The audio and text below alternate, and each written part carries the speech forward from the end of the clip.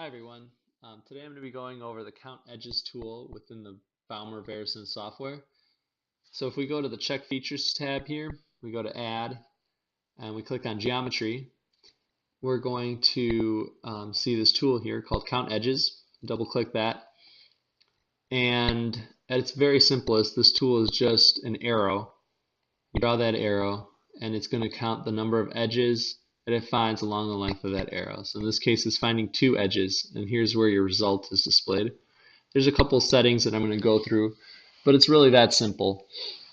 Now, the important thing to remember with this tool is that it's using the edge detection within the software. So if you go back to the adjust image here, that's where this edge detection sensitivity comes in, and it's directly based off of this. And if you click on this little button up here, it's called Display Contours, and it's going to show you what the software sees as edges. So it sees this as an edge, it sees this as an edge, and this as an edge, and these as edges as well. If you adjust that sensitivity upwards, you can see that it suddenly doesn't see these as edges anymore. And you can adjust that upwards even more, and you can see that only the very starkest edges are displayed as edges now within the software. So, for example, now it doesn't see these as edges. If we go back to the tool within the check features and we drag this arrow down here, we're going to see 0 edges, even though there are some edges that, let's say, we want to pick up here.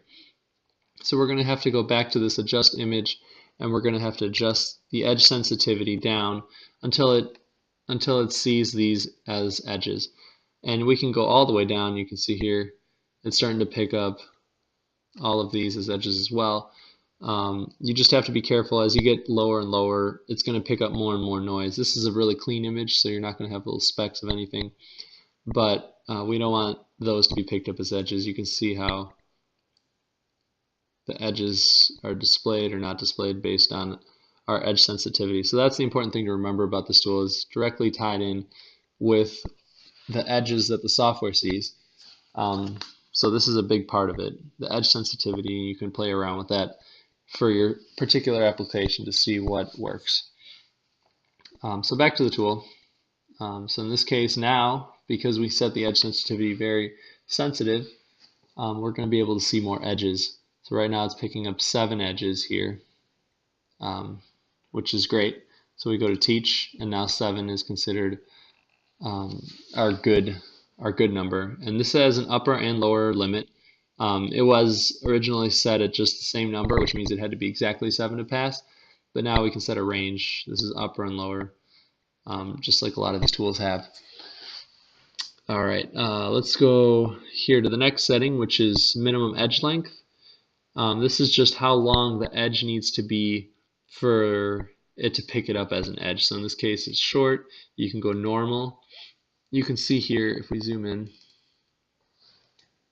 it's a little hard to see. Here, if we turn off the blue contour lines, you can see it. This orange line is how long the edges are. So if we go to short, you can see those orange lines are much shorter, normal, longer, and long is very long. And you just have to play around with that to see what works for you.